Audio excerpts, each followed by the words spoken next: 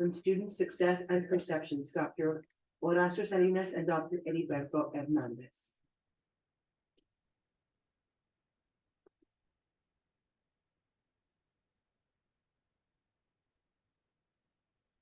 Good evening, board members. Heriberto Hernandez, Academic Affairs Lead.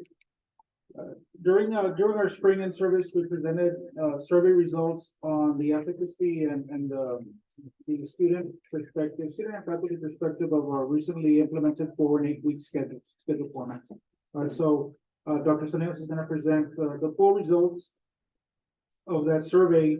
Overall, the results were positive. However, the only little comment is the 4 week responses to those surveys were minimal.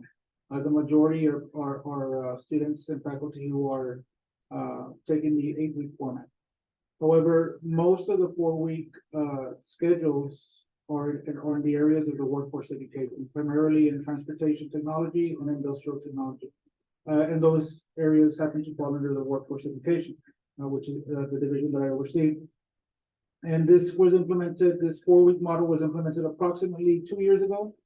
And I'm constantly, meeting with faculty, with students, with chairs, and I have yet to receive any negative feedback on the 4 week model.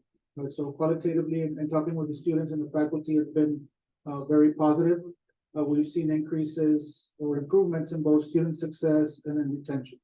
And so that's the perspective of the 4 week model. But Dr. Salinas will share the overall results that include both the 4 and the 8 week model, but just to make the board members aware that the 4 week response were kind of low. Good afternoon, board members. Dr. Ramirez, I'm Horacio Salinas, Dean of Arts and Sciences. I'm going to go ahead and give you a little bit more of an overview of the preliminary data in 2 areas. One, the faculty and student survey. There was a survey that was administered voluntarily for students and for faculty, and just kind of give you a little bit of an overview of what were the findings there, and then some of the performance metrics. How did students do? And I think that's where the bulk of how the 8 weeks did, and I think we did quite well, at least for the preliminary data. But there are some things that we can identify and maybe work on. So Can we make those slides bigger? Dr. Salinas, just. Sorry, Dr. Salinas. There you go. Thank you. that would work. Yes, better. So on the faculty survey highlights of the 8 week model, a number of 40 faculty members took the questions, and a lot of them were Likert scale, agree, disagree, neither agree, disagree, and strongly disagree. There were like 5 Likert scale items. Out of the 40 that responded, these were some of the things that they had mentioned in the survey, that all of them were experienced in terms of the formats, both 8 week and 16 weeks, because many of them had taught. We had been teaching 16 weeks in the arts and sciences, but we really upscaled as a result of our basically about a 1.5-year program that Dr. Ramirez was able to promote, and us getting involved with the Texas Success Center. And so we really scaled up this fall semester in the arts and sciences. 90+% of our courses went 8 weeks. So they were experienced in these 2 formats. They identified that. They also showed, a propensity to be able to design their courses in both the 8 week and the 16 week. Many of them, again, have experience as well as teaching in main master and so on. So the bottom line here is they can design the courses. The question is to continue to improve to the format that they are teaching. In this case, our focus is on the 8 weeks.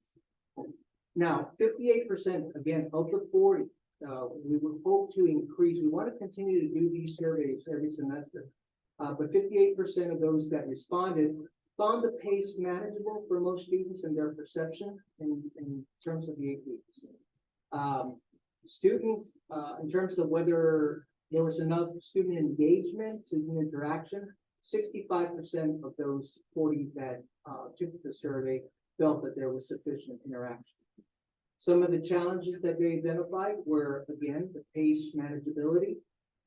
There were some mixed views on student interaction, while the majority said that there was enough, but certainly could be more. And again, some mixed, views on whether or not students were understanding the subject matter. This is on the side of the faculty. On the side of the, Before you go to the next, one. So when we look at the one that you were, the screen that you were on, that one. So the 58% is from the 40 faculty? yes, this is all the faculty survey highlights, yes. Okay, and so 58%, which is 23 people, 23 faculty members, felt that the pace was manageable for most students. What are we doing for the remaining of the 40 faculty that took this survey? How are we helping them adapt or have that pace be manageable? Because they're saying that they're having trouble, right? So I didn't break it down or else we would be in much more detail, but 58% is either agree and strongly agree that it was manageable. There were also another percentage that said neither agree or disagree. I didn't put that number down. Okay. And then a very few said disagree. And so do we address those so- that disagree with it? Yes, we do. And in fact, I meet with my department chairs every other week. And we've been doing this for a long time, but especially now with regards to when it comes to 8 weeks and OER, we meet regularly and there's conversations constantly within the department as they make this transition. This past fall semester was the first time that we went all 8 weeks, right? So faculty members are breaking up their contractual loads into 2 periods within the semester. So we're learning, this is all preliminary data and, but these conversations are constantly up there. When I talk to my department chairs, they generally say that their faculty are adapting. Many of them are beginning to like it. They're beginning to see that their students, because of the shorter time period, are paying attention. They figure hey, next week is a test and so on. And there's less of a withdrawal, which we were able to note on the grade distribution.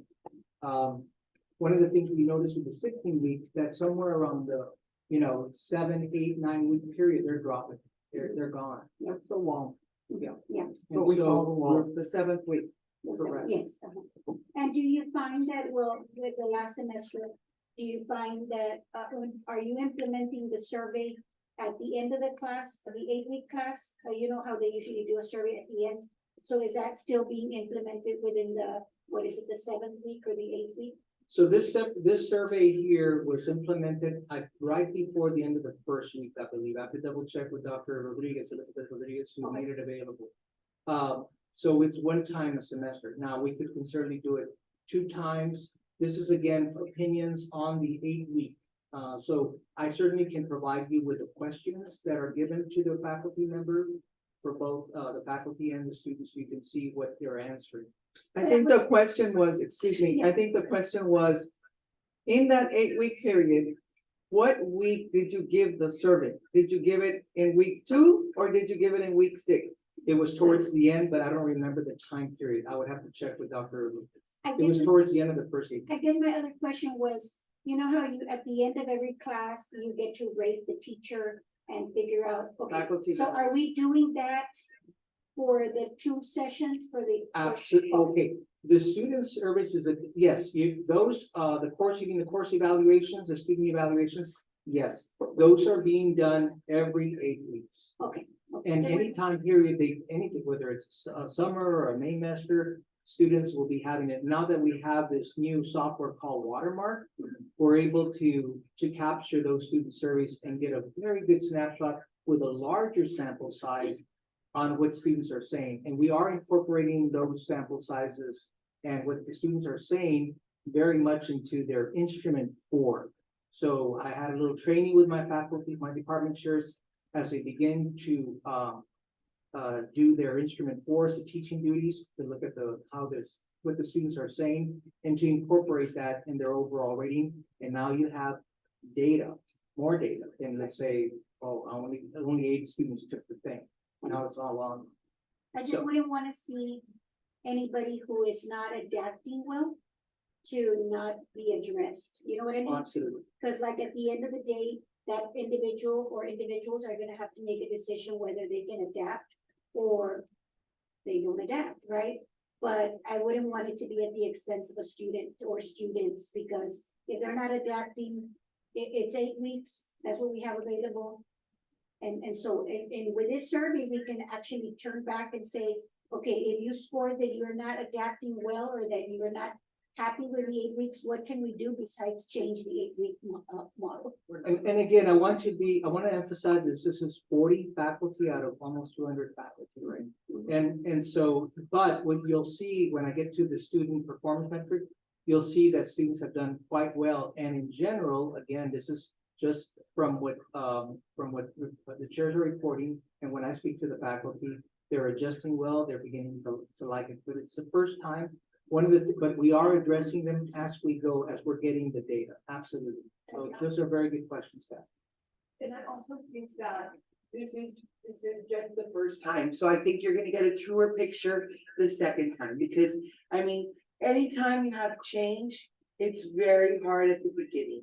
Okay, so, people struggle and stuff, but, I think that we're gonna see something more, or truer at the end of this semester, or at the end of the 8 weeks or whatever.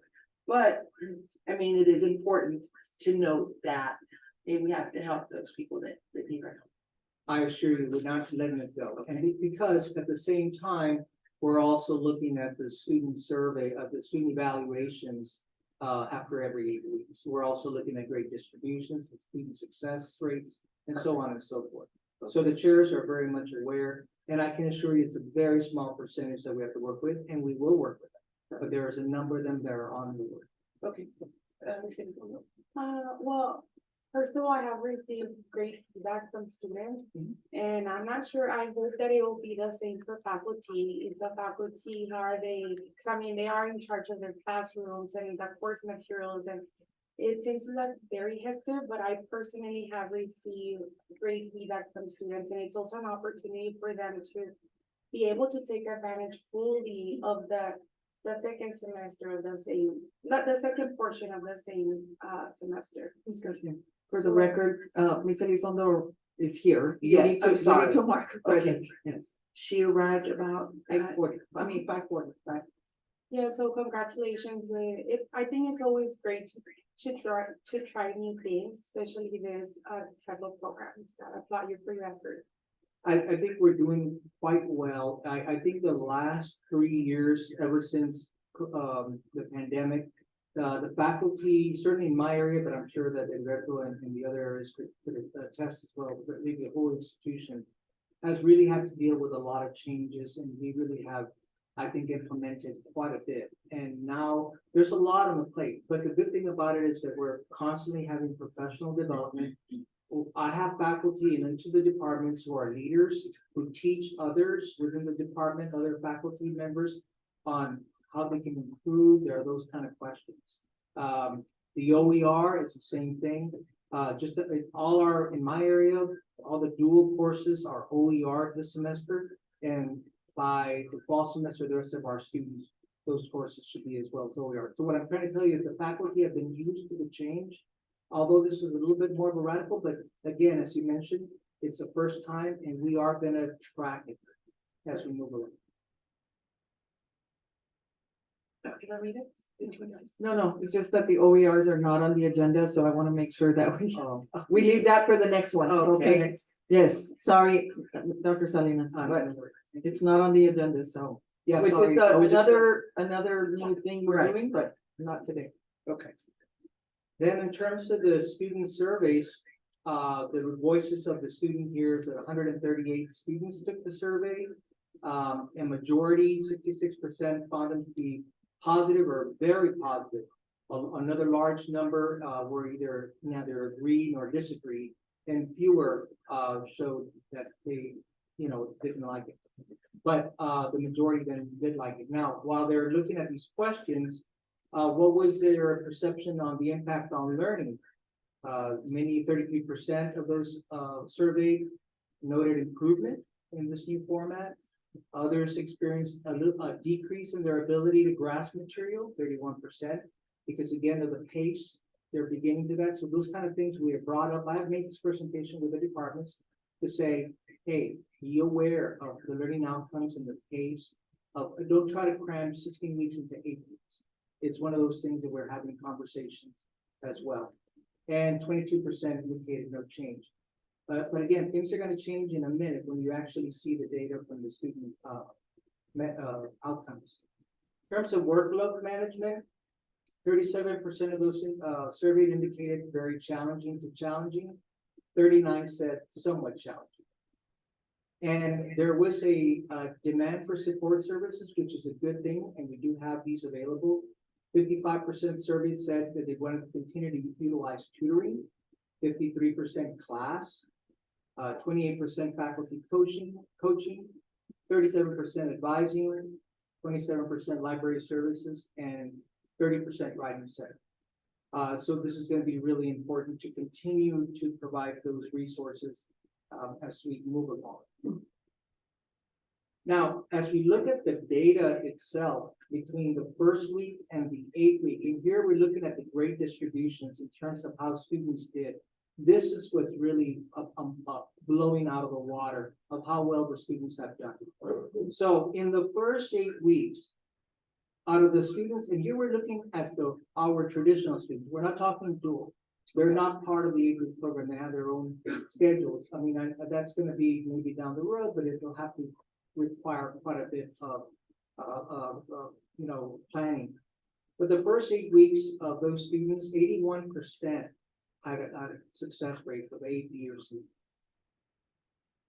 In terms of the passing rate, where there were some courses that were either pass or fail, we went up a tick, 81.77. Now, the second 8 weeks, you'll notice that I went down a little bit. Still very good at 75% success rate, and on the passing rate, about 76%.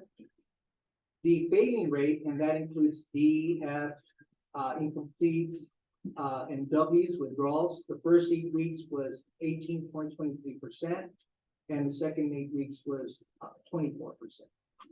Now, we would have to look deeper into the data as to why it was up a little bit. I think that you might anecdotally say, well, it's a long semester, second 8 weeks, maybe them are tired perhaps.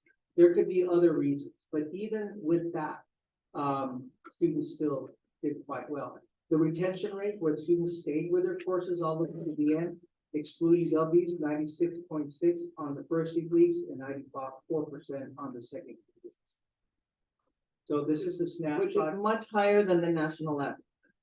Much It higher. looks good.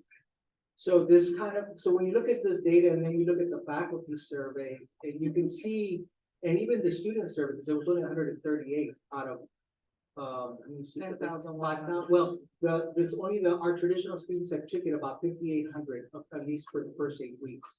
I don't have the data for the second 8 weeks because again, this just came in towards the end of last semester, but still, these are our traditional students. Okay, so these numbers, the percentages come from the total amount of students enrolled, correct? Excluding the dual. Of course, excluding the. Right. Of those that took the survey. Of Oh, those no, that took well, the survey. So this was a survey, not an evaluation. Okay. So the survey was sent out and students were asked to respond. And the same thing with the faculty. So the faculty survey, we sent it out to all the faculty and only 40 responded. In the students, we sent it out to all 5,800 regular students and only 123 responded. So of those 123, the responses are that. Now, the grades, the ABC, the grades is of all Yes. 5,800. Yes, Yeah, it is. correct. Thank you. Thank Yes. you, thank you. Hope that clarifies it a bit. So, now, you can just put a little, bar graph here regarding the first 8 weeks and the second 8 weeks. You can see the first 8 weeks is a tad higher all the way across. Now, another startling discovery, is on this next slide here. And again, I'm only looking here at the first 8 weeks for this part here, because we just haven't been able to get the data. We'll get it for the second 8 weeks, which ended in December. But if you look at here, the highest success in the first 8 weeks So students who took 6+ semester credit hours, there were 3,361 students. The course rate, success rate was 81%. So students who took 6+ semester credit hours in the first 8 weeks, the course success rate was 81%. Now, look at the highlighted area. Students who actually earned, because there's a difference between taking it and earning it, the students who earned more than 6 semester credit hours for that first 8 weeks was 2,057, with a course success rate at 98%. So that's pretty amazing. So what I'm trying to say here is that students who went maybe 9 hours or more than 6, it could be 7, 8, 9 or more, although we do try to limit. But really the goal here is to try to go at 6, especially since many of them are full part-time, 6 semester credit hours per 8 weeks. But some students did 9. We tried to discourage 12 or 15 in 1 8 weeks. It's just too much. And we need approval if it went that far. But those that did earn 6 semester credit hours had a success rate of 98%, which is pretty amazing. Now, even those who enrolled in less than 6 semester credit hours, which is probably 3 or 4, then they still had a very good success rate at 87%. Now, in terms of challenges in the second 8 weeks, there were a bit of a higher failing rates. It could be some increased academic challenges. And I think that here, maybe, as we're looking at as we go, we may notice that students do tend to drop off a bit on the second 8 weeks. It could be here in that time that we become more as an institution ready to help, even more so than the first 8 weeks. In terms of the resources that we already have, we just want to make sure we encourage them to take advantage of the resources. Both periods show high retention, indicating sustained student commitment. So the implications for the 8-week course offerings is the potential for effective learning in a shorter time frame with a continued focus on quality. The considerations that continue in terms of implementation are curriculum adjustments, student support, and ongoing evaluation as needed. And that's what we intend to do. And so the conclusion based on this preliminary data is that 8 weeks is a very, very good viable option and can continue to improve and have greater student success with planning and support, which we are doing. And now for the next steps, enhanced academic support, especially in that transition between the first and the second 8 weeks. Continued faculty professional development with design, pedagogy, things that we're continuing to do. We might, as advisors, monitor the workload. Maybe we can see, maybe students are taking too much in some cases. We can monitor the workload, maybe look at their history of how they've done and be able to advise them. Continue to use what's called the early alert system, to identify at-risk students, to be able to intervene for those that may be underperforming. And most importantly, continue to make decisions based on data. And that's why I know we intend to continue to do the faculty surveys, and continue to do these student performance metric outcomes. And anything else that continues to hopefully help us to make this continued success. Thank you, Ms. Garcia. And just to let you know, one of the biggest differences in fall of 22, there were 2,104 full-time students.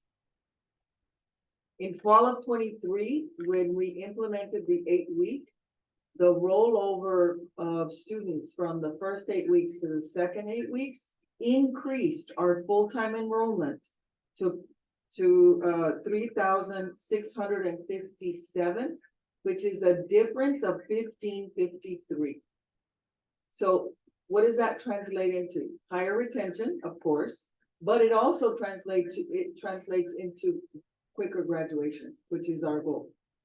We're going to certify and graduate more students in a shorter period of time because students are taking more hours. It's no secret that the research shows that the 7th week is when they hit that wall that we're talking about. And so if by that point, well, they're already getting ready for finals. So students start to realize that they can complete the course, pass it, and then go on to the next set of 2 courses. Our goal is to have all of our regular students enrolled full-time.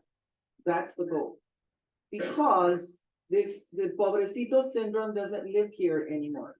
Because we're making it so that students are successful. We're providing all the resources, we're providing all the financial aid, we're providing the support from faculty. So all of that is available to our students. So even our highest risk students have all of the support they need to be successful. And so ideally, what we want to do is when they, especially now that students are coming in with higher numbers of dual credit hours, within a year or a year and a half, they should be graduating and moving on to the next phase of their life, whether it's employment or it's full-time employment or it's another institution of or a 4-year degree of some sort. So the success is there, and when you look at 1,500 more students enrolled full-time from one fall to another, that's unheard of. I shared that at TAC with my colleagues, and they were freaking out. So I think that's a very good point, and I think I would also like to add that I think the college is doing an excellent job of as another measure in being in compliance with the strategic plan of the coordinating board and also the Texas state law HB8. And I think that all of this, we're riding the surf. I think we're at the forefront of these things. So we will continue to monitor and bring you updates. Yes, so congratulations. I really like what's going on. I think it's helping us out. But I would like to offer a suggestion. Because we are running 16 weeks at school, it's 2 semesters. We're running the traditional, right? If we can do that as part of our promotion, once you sign up with us, you'll finish quicker. 8 weeks, the first session, the second 8 weeks, you'll get things done. Half a semester is like a year, right?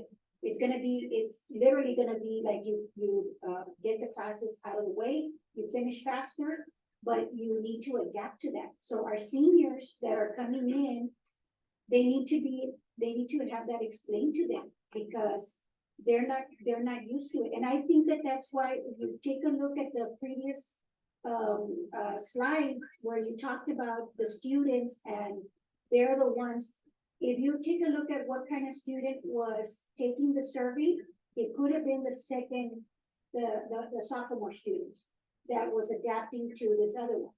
Then you could have had those students that maybe didn't get the grades that they needed to pass. It could have been these students that were having like a little bit of a shock, right?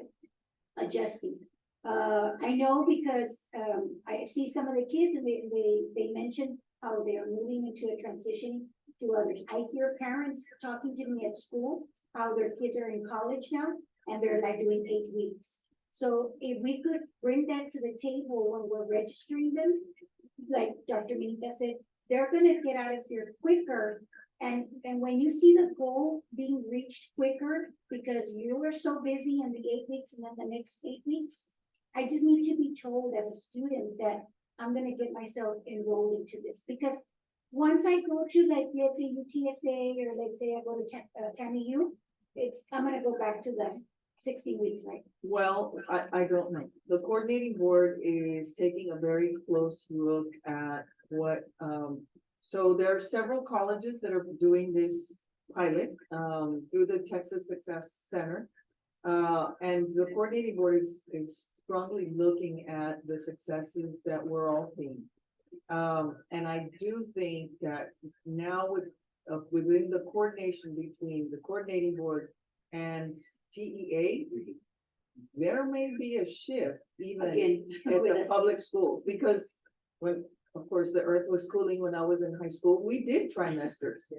We did that, and it proved to be quite successful because we were able to take a lot more classes than Finish quick. and finish quicker. And so I don't know why we're pushing our kids to finish quicker, but we are, especially at the high school. But the idea is, how do we give them more opportunities to take more classes and learn more? Yes. To help them fully develop and prepare for the next stage of their life. And so I think that there might be another shift coming as it relates to teaching and learning. And it's not, this one's not coming from California, this is coming from the data that they're collecting from those of us that are in this pilot. And so, it works, It's very successful. It works in other countries. Right. it works very well in other countries, where they do the 8-week programming, they don't do 16-week programming. There are some courses that it doesn't work well with, and we're being very cognizant of that. The 4-week programming that we're running in some of our workforce programs, and Dr. Hernandez spoke to that, that's having huge success too. So they take one class every 4 weeks. Now, what you didn't show is the actual schedule. So how many hours are they taking in that 8-week program? And how are we scheduling the classes? And I think you might want to share that a little bit, so. Well, I mean, in terms of what they're advised, if I understand the question correctly, is we ask them to take the advice in 6 semester credit hours for 8 weeks. However, some of them want to do more. No, I'm talking about the actual class. So they come in Monday, Tuesday, Oh, I'm Wednesday, sorry. Thursday, for how many hours, the format? Yeah, there is the face-to-face, which means that the student will come for an hour and 20 minutes or so every day, Monday through Friday.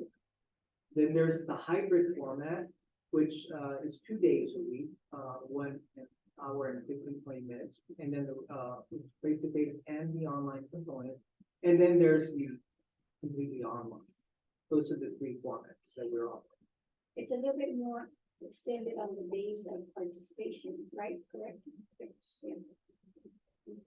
And that's what's important to have that uniformity regarding the offerings, because otherwise the schedule would, if I had one 8-week and one 16-week, and then the students are gonna be all over, right? Yes. So this helps on the uniformity, and students know that, you know, I've got the hybrid, I've got the face-to-face, and I have an online class. They have those different types of. It's 5 days? 4, I'm sorry, Monday through Thursday, For how long? an hour and 15 minutes Every day. every day. Now, in some cases, when we're doing the hybrid, they'll take Monday, Wednesday face-to-face, Tuesday, Thursday online, or vice versa. Just some observations from our experiences with a 4-week. Because yes, there is a shock from 16 weeks to 8 weeks. So you can imagine the shock from a 16-week to a 4-week, right? So we did go through that, but that might be something that's impacting the survey, because students who have taken the survey are comparing the 16 to the 8-week, right? But once, at least in our experience, once the 16-week cohorts were taught out and we were just starting with 4-week, just the overall success increased, because they're no longer comparing the 16 to the 8 or the 16 to the 4. And then talking with students, once we were completely on a forward schedule, when I told them, you know, how would you have liked this in a 16-week format? He told me, I can't believe you guys ever offered this in a 16-week format, because this works so great. You know, we're doing one class, 4 weeks, every day, same class. Projects move along a lot quicker. And even faculty, when I gave them the option of, if the college is transitioning to an 8-week format, do you want to move from a 4-week to an 8-week? And they said no. And in the end, they still get 12 hours. Yeah. They're still enrolled full-time, because they're still getting the 12 hours, whether they're on the 8-week schedule or the 4-week schedule. So it's been real positive, and I really think that long-term, I think we're even gonna see a shift in the public school. I think it's kind of inevitable. Yeah. And some of our workforce programs, the majority of, the districts have few workforce programs in comparison to arts and sciences, but the ones that we do have, the majority of them are in 8 weeks already. Just because of the time, the workforce programs take a little bit more time, a lot more contact hours. So in order to accommodate, they have to double block their schedules, so they break it down into an 8-week format.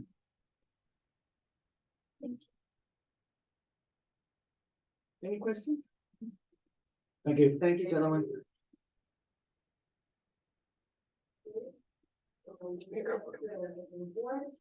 ¿Quién está hablando?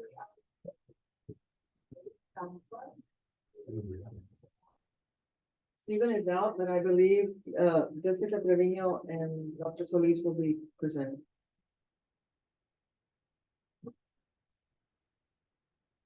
Good evening, Jessica Trevino, Associate Vice President of Enrollment Management for the record, presenting on behalf of Mr. Stephen Aguilar, Director of Financial Aid.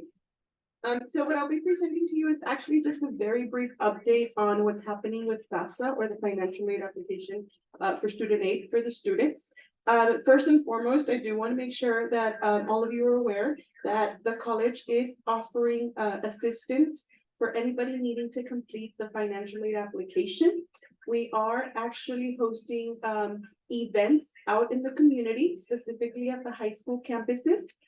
Right now, thus far, we have completed 6 financial aid events already. One of them on a Saturday event, and we have been doing these events in partnership with TAMU. Both financial aid institution representation from both institutions has been available to assist students. We do have, as of today, 17 additional events to go, including 3 more Saturday events. However, I do want to make sure you are aware that those continue to change, and we continue to add events as needed for our students in the community. Now, I mentioned we are going to the high schools, so we are helping the incoming class, but we are also hosting here at the main campus and at the South Campus events for our current students who need to apply for the following academic year for their financial aid application. There is a couple of things to note regarding FAFSA. So we are still experiencing a lot of outages with the application itself. So the federal application, the Department of Education is still experiencing outages and hiccups when completing the application. One of the major populations that is being impacted are students whose parents perhaps do not have a United States address and have an address in Mexico because of our border location that's common for some of our students. We're unable to move forward with the application. So right now we are working and collaborating to find workarounds to this situation.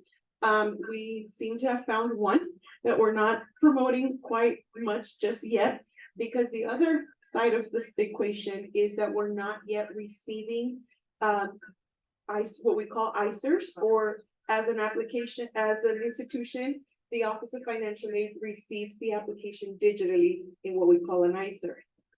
That is not yet happening. So the Department of Education will not release ICERs. We were initially told to the first week of February, but that doesn't seem to be what we're going to get.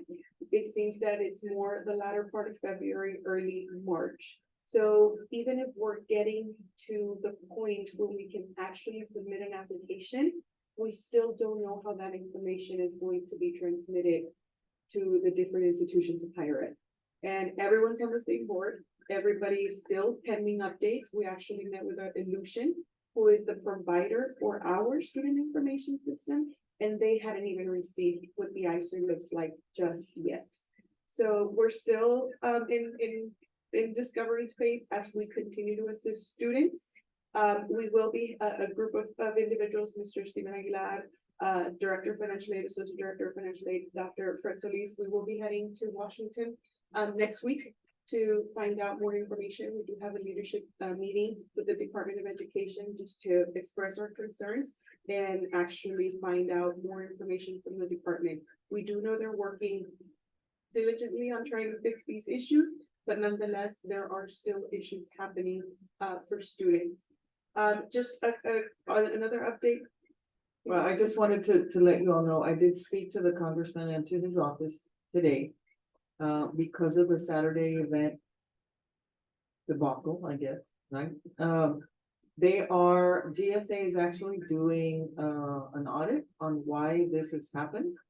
But they are going to reach out to the Department of Education to find out why this is happening. This is not unique to Laredo.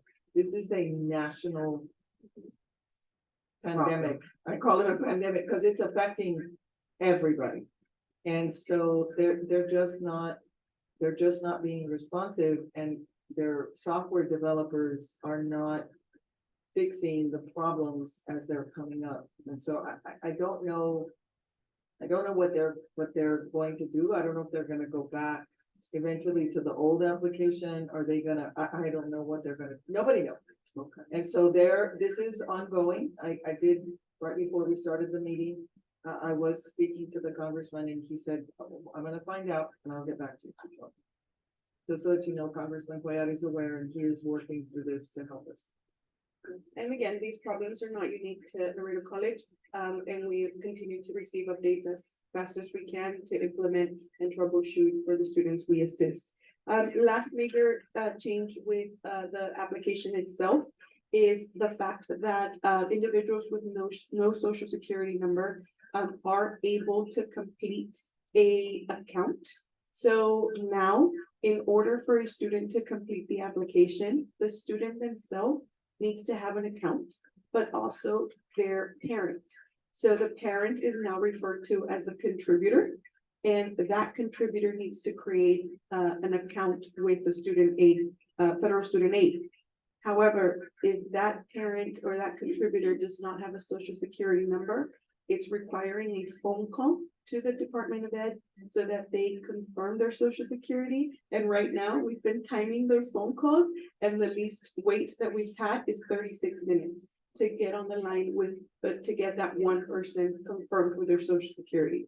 So again, we continue to monitor these changes and we continue to monitor these updates.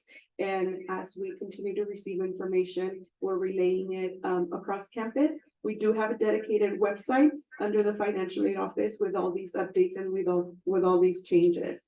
The federal student aid is also on social media, which has worked wonderful because you get real-time updates and data. So if you would like to follow them, you're welcome to receive the updates as well. Just let me ask you also, and what do you see from the parents? Like, how do you see, like, are they really frustrated? Are they following through? Are they not following through? What's going on? Yes, so actually I just had a conversation with Dr. Solis about it, and he phrased it well by saying it's unfortunate that we do not see a lot of smiling faces in the room from those completing the application itself. What we're working on to try our very best is to at least make the experience an enjoyable experience and to try to get them to do other things. And obviously, the customer service we're providing and the information we're relaying so that the parent actually understands that it's completely out of our hands, Right. that we're not able to do so. On Saturday, we actually had a situation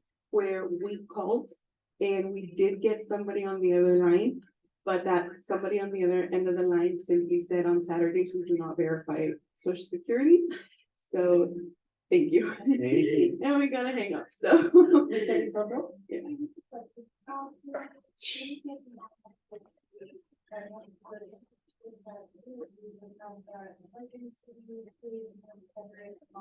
Other programs that you have provided, sorry, that you all provide on the meantime, right? But for students that do not have a social security, are we offering any type of assistance in the meantime while the audit is confirmed and approved? Yes, so I actually do want to clarify that the application that we're talking about is for the academic year 24-25. So that is for the semester that actually does not start until fall of 2024, which is August. However, on that note, we are preparing with our institutional funding and by compiling all of our scholarships and anything that we have so that we're able to kind of be proactive in a situation where a student may not receive their financial aid package ahead of time so that we're able to assist them. Thank you. Okay, Ms. Ramos, and then- So yes, and I do know because I've had students come to me and the college has helped them and they don't have social security. And so they are assisted by the state or by the college itself. Yes, With funding, you know, so that- money or institution? yes, institution. What I wanted to ask or suggest to Dr. Ramirez is, TACC is going to the leadership summit that's gonna take place in the next coming days, right? Maybe it should be where they round up a group and include our delegation to go and visit the secretary or the Department of Education to have that meeting with them, but if it, I know, Mr. Elizondo is one of them and Mr. Raquel is another one. But if TACC is organizing it, because when we used to go, the TACC organizes the different visits to the Correct. different departments. And so that would be something that you all could assist and visit, you know, because they give you the schedule when you get there. So it would be good because they see the representation from all the colleges, but more than anything to ensure that TACC is having a delegation or inviting people from the different colleges to go and make some noise and let them know that we need it because the legislative summit is going to be across the board, across the country. So there are representatives from different colleges, and that would be a wonderful opportunity to say, hey, we need some help. And this is, you're wanting to change the FAFSA on us, but then you don't want to provide the support and you're trying to catch up and it shouldn't have been, it shouldn't be waited till later. Because all of our students at school, they look forward to filling out that form, that FAFSA form, and then they get turned off when all these little things come up, you know, so. So where we would like to request cooperation, but just the community at large, is to ensure the students who have been hearing for the last year that they had to submit since October 1st, but it's already late January and they haven't been able to submit, that they're not yet late, because in their mindset, they may be late, but they're not, because we have a lot of students who are still in the same situation and we're not yet receiving information directly from the Department of Ed. In the Washington trip that we're also taking on our site with NASFA, NASFA is also putting together a delegation that is doing visits to Capitol Hill just to ask the same questions. So on our end. Ms. Yando? Oh, thank you. My greatest concern, and I think we talked about it at one of the previous meetings, is that sometimes the students can't get their parents to help them fill out the FAFSA form. So a lot of the information that they need, they're not able to get it. And so I know that it was brought up and somebody said there was something that could be done.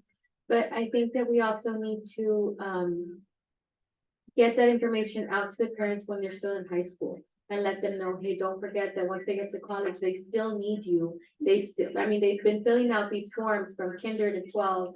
And so all we need is for you to just, you know, keep helping them for another year so they can get their FAFSA application going and so that they could get the help that they need to continue their education. So I just think that's something that we should push more at the high school level. So with this new format, the parent being a contributor and the parents having their own account actually will help us also with the reminders for the parents, because the student completes one part and then the contributor has to go in there and complete their other part, and they're getting reminders that they haven't yet completed, that they haven't yet signed, and that they haven't yet provided their information. So that should help, but we will definitely put it in the. And does the student also get, I guess, copied on it so that they know that their parent isn't following through?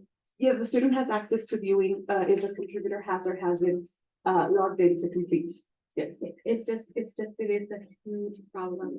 A lot of times the parents just don't want to do it, and so the kid, as much as they want to continue, they can't. No, Right, definitely. and we do a lot of during financial aid nights and parent nights at the schools, we are present. And we are pushing parents to be aware, right? That build that awareness about the financial aid form and what is it gonna require and how can you help your child get that financial assistance that they're, you know, that they could possibly be entitled to. And so we'll have parents say, we're not gonna qualify, so I'm not gonna do it. Well, you don't know that. Right. And maybe you won't qualify for this, but you may be qualified for something else. And so, so there's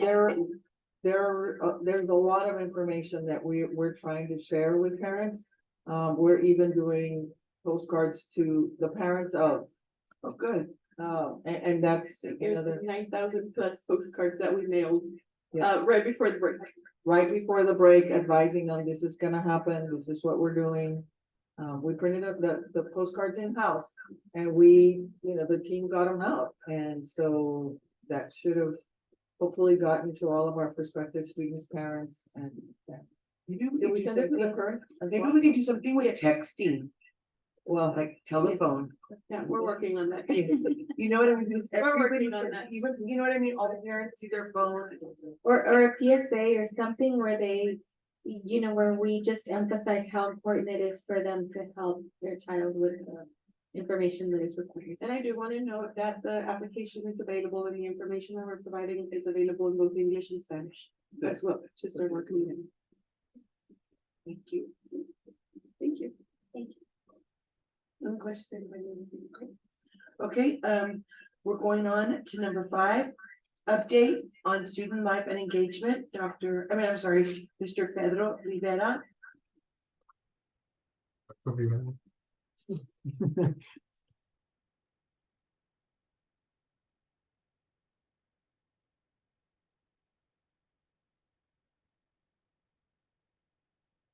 Greetings, everyone, members of the board, Dr. Ramirez, Pedro Rivera, Director of Student Life, for the record. So I do have 2 disclaimers that I wanted to give before we began with the presentation. The first is, I will be following a chronological order or a sequence of events for the presentation. So instead of starting with summer orientation, we'll start with Fun Fest, just to make it a little bit easier for everybody. And I actually added more slides that I needed, so I'll just cover the ones that appear in the agenda for the sake of everybody's time. Right, so first and foremost, I did want to begin with our WBCA festivities with our parade participation. So Laredo College will participate in the youth parade under the stars and the M. Hughes Bush Washington's birthday parade. I have provided the times there and the dates for both events. I will say this, however, our marketing and our recruitment offices are the ones that are spearheading these initiatives. And the number one emphasis that we have for our parade float is our students. And so I do want to drive this point across. We have approximately 20+ students that will be participating in the actual parading through the streets of Laredo. So I want to make sure that we emphasize that our students are the main emphasis of our float. This year's theme is going to be Reflections of the Rio Grande. And I know this is public record, but I do want to put out there that we are trying to keep it low key and just between ourselves, because we will be competing this year, looking for awards and prizes and recognition. So we are thinking of going with a URLC and using multiple mirrors and just reflecting the academic and professional journeys that our students can accomplish here as students at Laredo College. But I will leave that at that. Moving forward, we will also, this is a warm invitation to everybody that is here today to join us for our Laredo College Fun Fest, which will be taking place on Saturday, February 24th, 2024, from 12 to 5 p.m. We are making a couple of changes to this year's Fun Fest. The first one is actually going to be our location for Fun Fest. So in the past, we have held Fun Fest over in front of the commander's home in the commander's green or lawn. However, we will be moving the entire Fun Fest activities to the center of campus, to the heart of campus. And there's multiple reasons behind that decision. The first one is we want to welcome the community that comes to our events to the heart of our campus and just provide them in a demonstration of where their students take classes, where our library is at, so on and so forth. The other reason why we decided to do that is logistics. So having the events in that space over there, while convenient on certain aspects of the event planning, is not very conducive to other aspects. And so access to grease traps, ATMs, electricity, internet, so on and so forth, just makes more sense and much more feasible if we were to have the event here. We also open the parking lot. So in the past, we have received huge numbers of attendance at Fun Fest. However, we did close our biggest parking lot on campus, which is the parking lot that we have behind Memorial. By moving the event towards the center of the campus, we basically open up that huge parking space. And we hope that's going to attract more people to join us for that day. Now, I will provide some more information and some pictures. We will be having a new feel for Fun Fest and a new logo, and I'll share that as we move forward. Aside from that, everything else will stay pretty much the same. It's the tradition at this point, and we want to make sure that we emphasize that. So petting zoo, carnival rides, inflatables, performances, food vendors, and free activities will stay the same. We do have a very important announcement, however.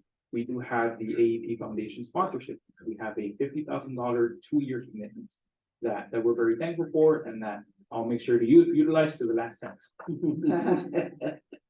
This is our new logo. This is the promotion that we have been spearheading and pushing out into our community. I did receive information from our marketing office today that this can be seen now at our billboards around the city. So we're in full steam ahead. This is an attempt to just visualize the event space. Just for reference, this is the space that we used before for the Fun Fest. And this is the new space all throughout that we will be using for the Fun Fest. So we're expanding the event, we're stretching it out a little bit. We are expecting more people to join us for that day. But there's just some information about where we plan on putting different things throughout the campus grounds. We will be having our rides by the La Peña parking lot. That gives us access to our ATM, and it's the first attraction that people will see as they drive into campus. We'll have law enforcement along this road to ensure that people don't speed bypass us. We have our ATM nearby our offices. We have our first aid station in the Kids and Student Center, and we'll be having our stage in front of the Monaco gym. We've already coordinated with first and safety, campus police, so on and so forth, to make sure that this is a conducive setup for our event moving forward. Last but not Wait, least. sorry. Just so that you all are aware, at this event, we're also going to have the Lerma Peña building open and all the offices will be open. And we are doing a financial aid fair that day. Oh, that's So- really good. And there will also be early voting available on that day on campus. So we're gonna be an early voting site, and so they're gonna, that will be in the Kaizen Center, and so everything will be open that day, and people can come have a good time and get some work done if they need to, Nice. vote if they want to, and still eat, a corn on the cob. We'll make sure that. Yes, estamos. Okay. So, where are you allowing people to be their seats? It's on the backside, because it had, where we did it last time, well, and that's not on the agenda, so just FYI. So, But the voting is on, they have to be, So many feet away, right. So they have to go on the backside, so not. where is it gonna take place here? It's in the Kaizen Center, It's in the Kaizen inside. Center. Oh, Okay. Dr. Martinez is working with the. And we'll have intensive signage all throughout the actual ground so that we can tell people where to head over for several different activities. Questions, comments, concerns? Okay, and last but not least, we do have a couple of changes that are being proposed for our new student orientation for the 2024 summer season. The first change that we have in mind through the Office of Student Life is actually making our orientation session throughout the day a little bit shorter. So while it is fun for most of the students to hang out and, be here from 8 a.m. all the way till 10 p.m. The majority of the feedback that we received actually did ask for the day to be a little bit shorter. So how we do that is we basically ingrain activities and presentations for each one. So for example, instead of having a lunch where people socialize for an hour, we have a lunch with two presentations built into the actual lunch. We make it a working lunch and things of that nature. So that is the first change that we will be doing. The second change that we will be focusing on this year is orientation moving forward will only be available for students that have already been registered for classes. The first year that we attempted to make orientation mandatory. We tried to ease our way into it. And we tried to use orientation as a recruitment tool to get people, to convince them, people that were on the fence, telling them, hey, come over to orientation, have a great time, have some fun, and then join us for classes in August. Moving forward, we will only focus on those that are registered for classes. It just makes the most sense from a budget standpoint. I actually think that's a great idea. I did receive a Your mic. question from. I think that's a great idea. I don't know how true this is, but orientation, it was placed as a hold.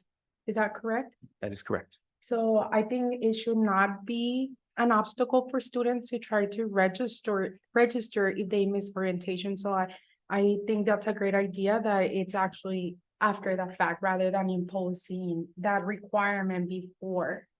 Well, there is some miscommunication there. So Okay. students that do not attend the orientation during the summer do receive that hold for classes prior to the start of the spring semester.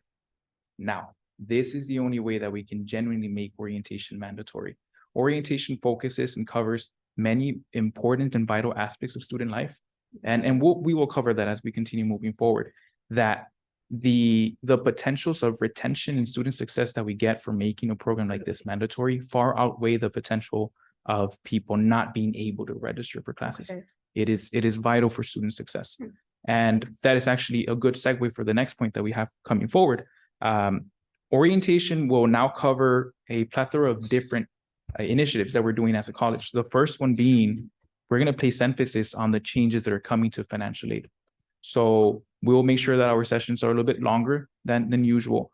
And we will have our orientation leaders, which are basically the students that lead these sessions throughout the day, become more well familiar with the actual new process that we have. It's just imperative that we do that. As a college, we have also focused on safety, and orientation will do the same. So we're working with our safety office. We're working with Ms. Cassandra Salinas to make sure that it is one of our priorities as we move forward.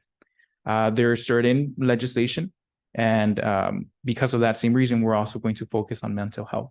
So in the past, mental health, the aspects that we covered regarding mental health and student orientation were just more, hey, this is where we have this information. This is what to do in case you have this and that. But we're placing more emphasis on that. We're also going to place more emphasis on traditions and Palomino pride with the creation of new or the revamping of new programs and departments on campus. We will also increase the number of partnerships that we do through orientation. One of the main ones being our recreation and esports experience. Mr. Cano will talk more about that moving forward. And certain of the key aspects that we had before, such as college readiness basics, using your Canvas, using degree work, so on and so forth, will come back. Academic resources, tutoring services will come back. And Title IX and student rights and responsibilities will come back. However, it will be revamped because we do have, for example, we have new platforms such as Maxient that we're using to make sure that students have, a better experience when it comes to Title IX and student rights and responsibilities. But those are pretty much all my updates regarding new student orientation. Okay, thank you. Any questions? No, great job. All right, thank you. Thank you. And now, the update on campus recreation and esports, Mr. Ivan Cano. Yes.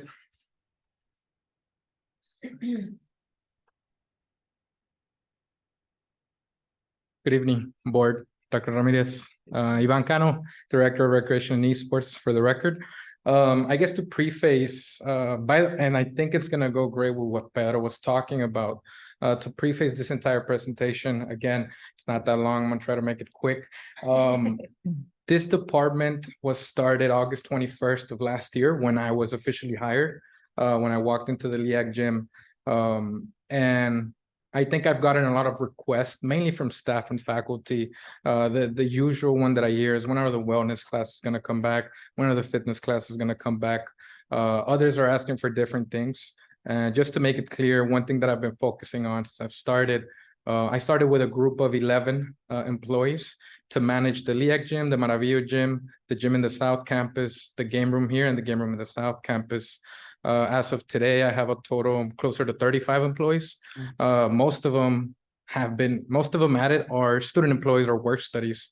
They help run the facility. Without them, we would not be able to operate, including our esports program as well.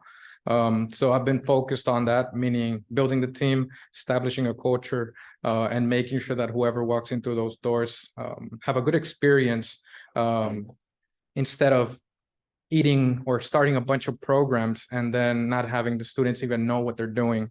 So I'm going to talk a little bit about how the semester went and some of the plans that we're looking at moving forward. So if you guys have any questions at any point, please let me know. Thank you. So these are just the stats for last semester. And again, one thing you need to understand about this department is that before it was ran by different people. One gym was run by somebody, another gym was run by somebody else. And it was hard to compile all of those numbers and compare them to each other. So I'm just starting from Recreation and Esports, which is August 21st, 2023 till December 22nd, 2023. These are just the numbers for that. And this graph does not include the game room in the South Campus because we just opened it last week officially. So it won't have those numbers. But as you can see, the LIAC gym is obviously one of our more popular gyms. And the difference between the visits and the students is this. If Dr. Ramirez comes to one of our gyms 10 times a semester, she only counts as one student. But the visits counts as 10. right? So the Okay. visits, it's how many times they come into the facility, and the students is just one, right? And I forgot to include that the students, there's some faculty and Is some that, staff. is that what's in gold and then in green? Yes, so in gold, you'll see the The students, students and then, and then in green is the visits. That's why the Okay. visits is extremely high. And in total, last semester, including the LEAC gym, which is here, Maravillo behind us, JCT in the south, and the game room here, we have a total of 1,635 unique students visiting our facilities, and a total of 12,000 visits, which may seem like a lot, but from my experience, it's nothing. It's really not a lot from just years of working within recreation and gyms and these areas. So those are just the numbers. I'm gonna move into the esports portion, which is the second half of my job here, or my responsibilities. And I'm sure you guys have heard of the esports program.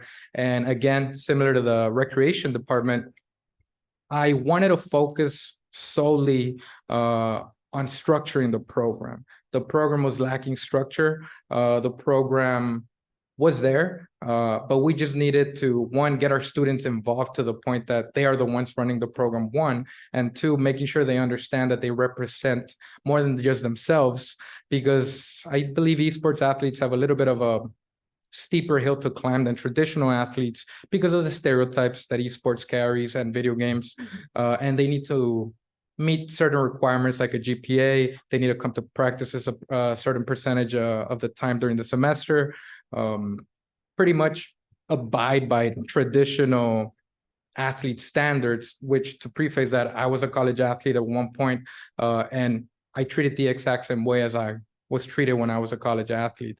And just to give you some numbers, if you see the little bar up top, if you can't, I'll explain what it means. That little bar is our Twitch, meaning that's the platform where we stream our events or all of our esports competitions. And the very far left is 10,000 minutes watched. It's not a lot.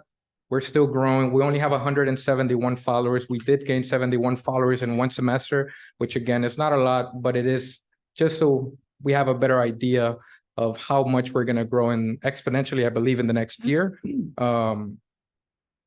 326 unique messages, meaning people chatting, sending messages in the chat, or people connecting, whether it's other schools scouting us or our own fans or the family members or of our esports athletes. 946 live views, and out of those, 303 were unique.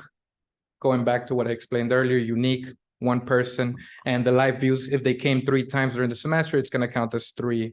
So again, these numbers may seem high to some, but I don't believe they are. What is very high and very, I guess, to commend our students is the fact that all 4 of our teams, which is Super Smash, Valorant, FIFA, and Rocket League, everybody made it to the national bracket 1. So every single one of our athletes, every single one of our teams got to compete in at least placed in the top 8 in the nation. Our Smash, who was iFox or Francisco Pacheco, graduated in the fall with from the Basorgo program. He placed 2nd in the nation. And our Valorant team, who placed 4th in the nation, one of our students, Eduardo Garza, got offered an 80% scholarship to a school in Oklahoma. It was also a 2-year institution. I was able to talk him into staying for 2 reasons. One, he was going to end up paying the exact same amount if he moved over there. And 2, I feel he can help us a lot here if he stayed. So I'm glad he's staying with us one more semester. He is a first-time freshman, so we have him for a couple of years anyway. I think he's liking the program. And I think I've said this to Dr. Solis. What I'm most proud of regarding esports is that it now feels like a program. They're a team. They hang out with each other. They just think of any sport that you've ever been involved with. It feels exactly like that. And I have a lot of difficult conversations with them to coach them. I stay with them to 1 a.m. If we do compete to 1 a.m, whatever time I need to stay with. They're actually having tryouts as we speak. So they're a committed bunch, and these kids are. And in reality, it's about them, right? People always tell me, "Are you a gamer?" I am not a gamer. I've never been a gamer, which is kind of funny and ironic. But I have started esports programs in the past in different institutions, and I think it's only up from here. So those are just the updates for esports for last semester. I'm gonna move into the plans for rec and esports. If you have any questions, please stop me.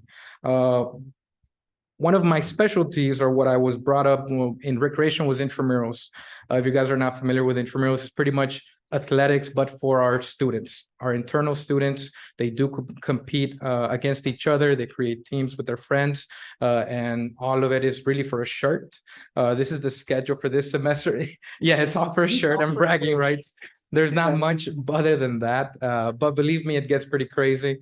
I started as a flag football official back in 2012 when I did my bachelor's, and I feel intramurals is very important. I've had people blame me for the fact that we don't have athletics, which I think it's funny. And I've explained that we're now going to have intramurals, and they're like, I don't care about intramurals. I don't get to play. But I think it's about the students at the end of the day. It's not whether we like it or not. So these are some of the intramural tournaments we're going to have this semester. Everything you see here, I myself know how to officiate. I know how to officiate basically any program, any sport that you can think of. And for now, we're going to hire outside officials to help with this. But the goal should be for our students to be able to officiate these games as well. So that's the first. Yes. Can you do a faculty versus students? Yes, that is definitely, yes, 100%. That Or is, board. we get out dodgeball against the board. I think that'd be nice. Dodgeball. Dodgeball. That'd be great. Those are some, there's a lot of ideas I could just, Bowling, it's easier. Bowling might be a little. bowling might be easier. So ideas, I could throw 1,000 ideas, but like I said, I want to focus on the culture, slowly introducing stuff and seeing what the students want, what they don't want, and going from there. So Very good. Thank you. no problem. The next thing I want to talk about is the fitness classes, which everybody has been talking to me about and mentioning since the moment I walked in here. And I always have the same answer. I just say it's coming. I have met with Miss Iracema Elizondo, I believe is her last name, if I'm not mistaken. Espinosa, yes, I'm sorry. They oversee this business in Laredo called Mi Espacio. And what's important about this specific, I guess, group of people is that they want to offer an affordable, if you look at bar, yoga, HIIT, or Zumba, most of the time those are expensive classes that you have to pay to go to. They offer cheaper or more affordable classes for the community just so that people get to experience this. And I think this should be the first step towards us bringing fitness classes here, because before some of these classes were taught on campus, but just the name yoga, you can't just say, I'm going to teach yoga and begin to stretch. It's an actual trademark name that you need to have licenses and certifications. So those also CrossFit, that's another one. Yes. People don't understand about CrossFit. They just think, oh, it's just jumping up and down and lifting a tire, but you actually need certifications and proper paperwork in order to teach these things. Exactly, yes, all of these. So pretty much these people have all these certifications, and they already offered to give free classes just so the students and the staff can try them out to see if they like them first. And then after, if we want to continue contracting them to further continue. But like I said, with intramurals, the goal should be that we have a full-time employee to be able to help students pass these certification courses, and our students ourselves are the ones teaching these classes, the ones listed in this and more. Very goal. That's the goal. And that is the goal. Similar to intramurals, the goal should be that our students, right now I have he's an esports athlete, he's an employee as well. He's a work study. He is a high-level soccer official. In December, he traveled to Las Vegas. He goes all over Texas and the country to officiate soccer. So him I'm going to use for our tournaments here, right? So that's the goal, that eventually all of our recreation and esports programs, obviously with the help of full-timers, but I'm the only full-timer, by the way, that the good thing is I understand all of this and I've been doing this for a long time. The bad thing is I only have so much time in the day. So yeah, the goal is everything is going to be student-led and ran within the near future. So yeah. So ideally, once they graduate with a skill, a license of some sort, so that if they, whatever phase of their lives they go on to after graduating from Laredo College, they have something to put on their resume. because they have a trade, they have a skill, they're certified in something.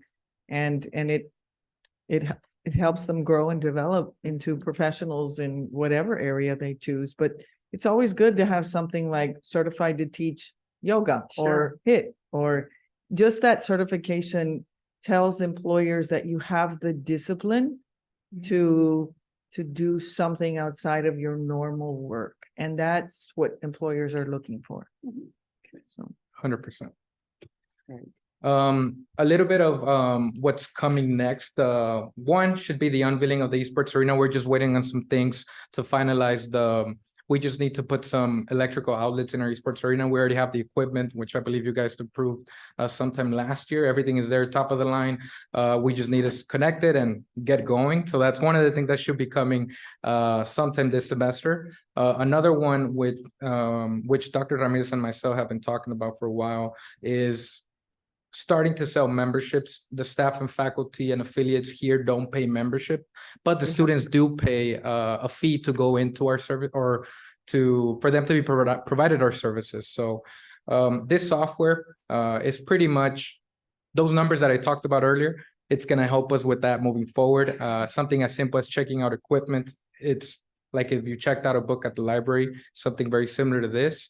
And this also takes care of memberships, pretty much anything you need regarding recreation. And I guess the software side, this software just does everything. And I'm thinking that by the summer, this should be fully launched, the staff trained. And again, with this software, Mr. Chavez is familiar with it. I myself, I'm an expert in the software, so I don't foresee any issues. And I think it's only going to help us make our jobs easier.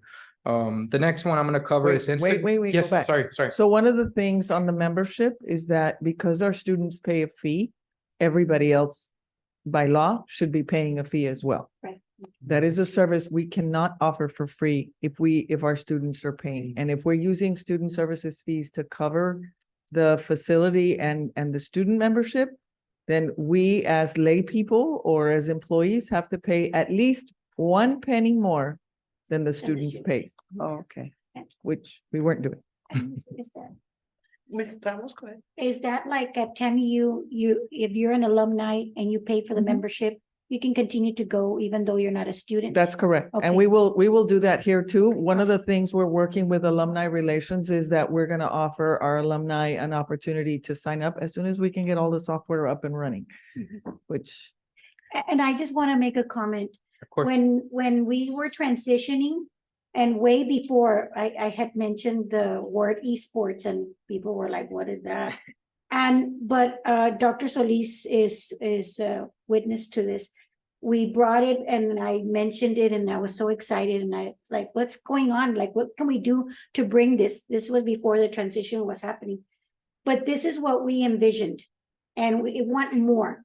So the envisioning of the recreation and the esports combined together, helping to get the whole community involved, not just a specific amount of students, which this is what's going to work right now. And if we can transition to later, depending on the funding is available, this helps out to invite everybody. And that's why we were like kind of sort of joking, or right now I was mentioning, like we can do tournaments, Right. you know, and include us.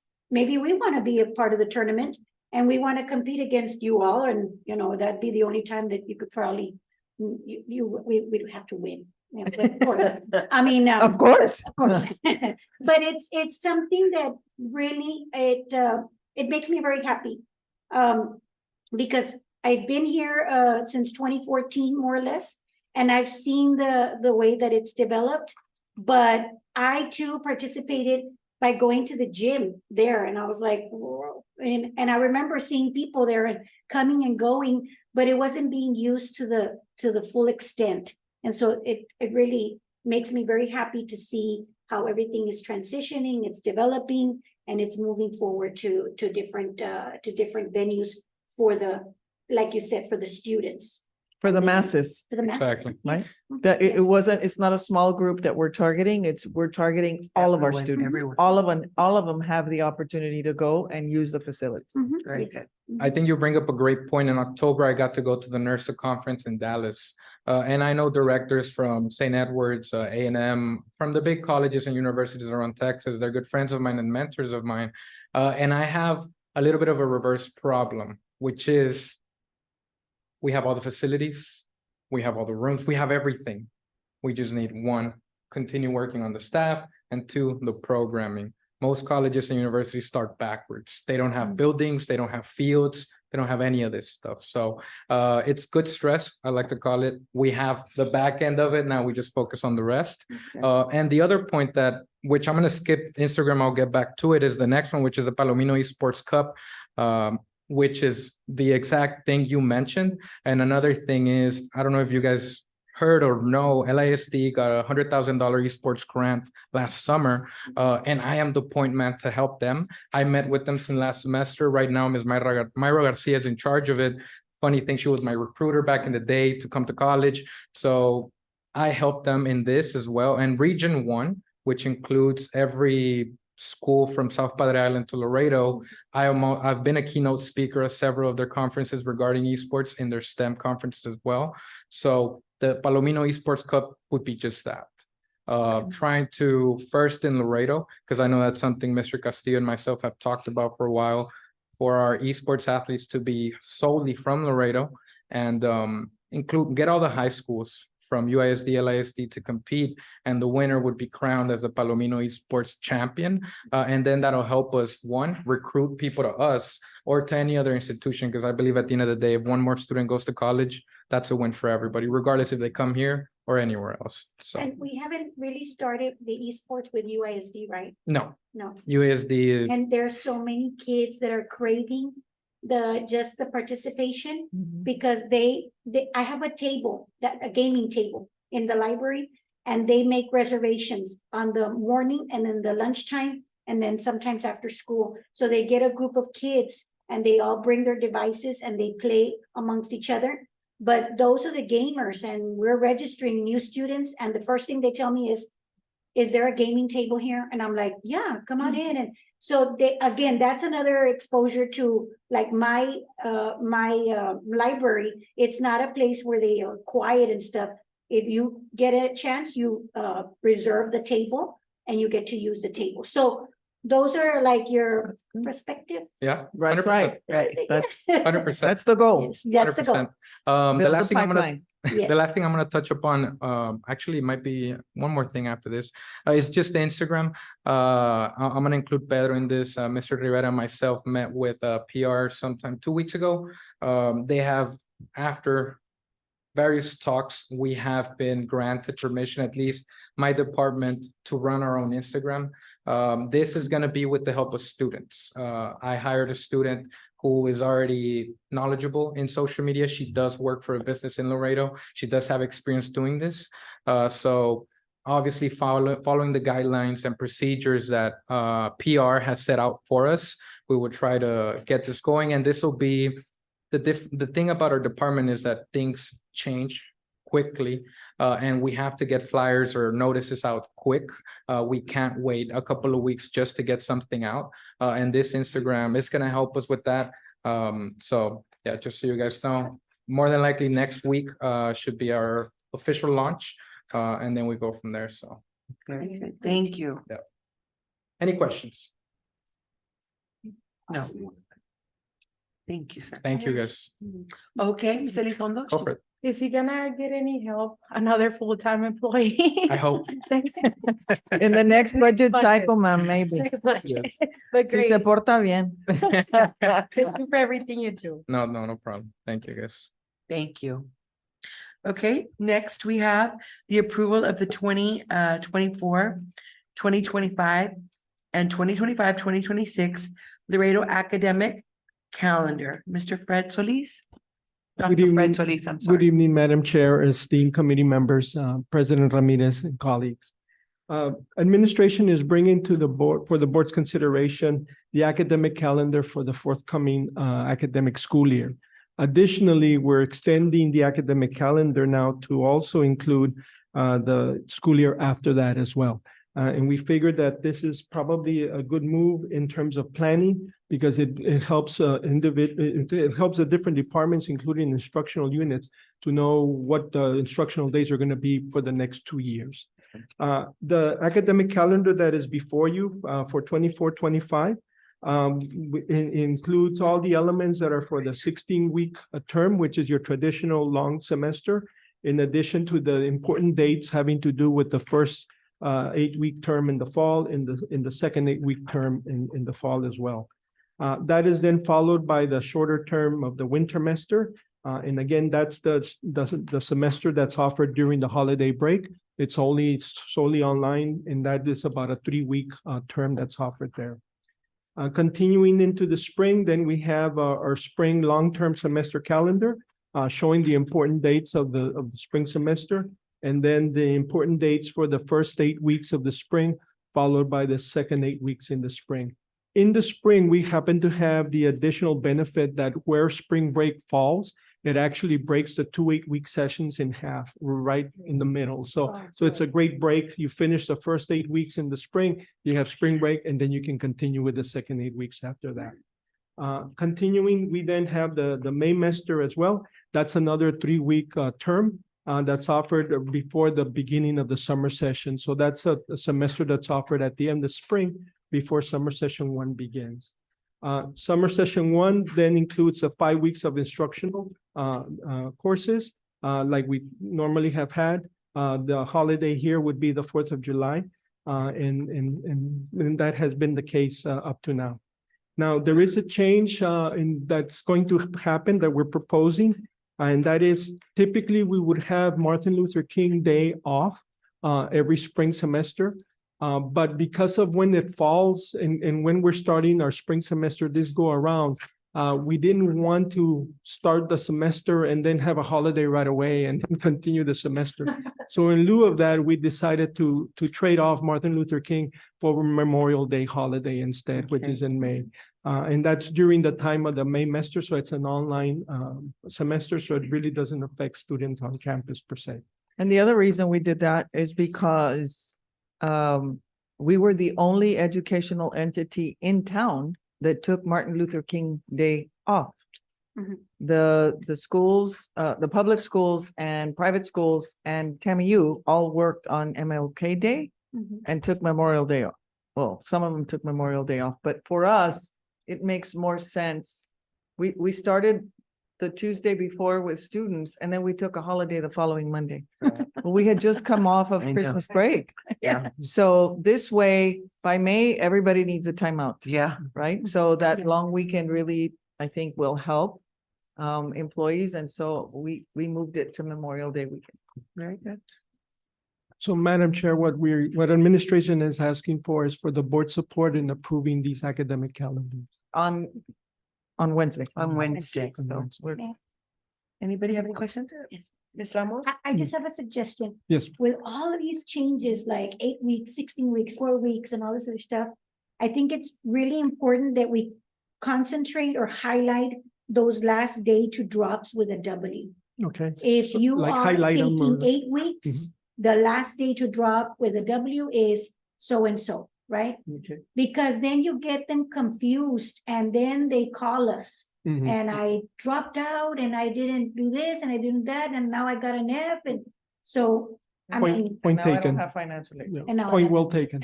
So what we can do is the dates will not change, but maybe the cosmetics on the document could change, and so we can highlight, Highlight color it. code and so on and so Yeah. forth. Now, once this is approved, when faculty begin to create their syllabi, they will also make sure to include this as part of their syllabus, and it will be on Canvas, and it will be on our website, and it will be everywhere. So people can start planning ahead of time, Yes. especially our Mhm. faculty as they develop programming. Thank you. Thank you. Any other questions? Oh, yes.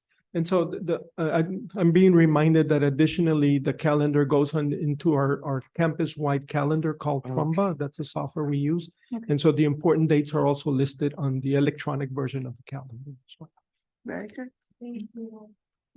Any questions, Questions? anybody?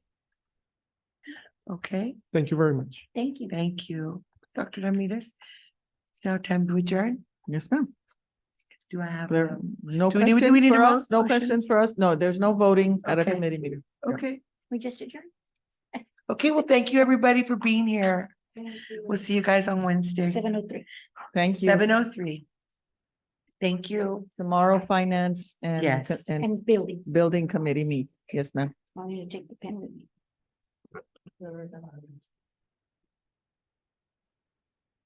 I know, let me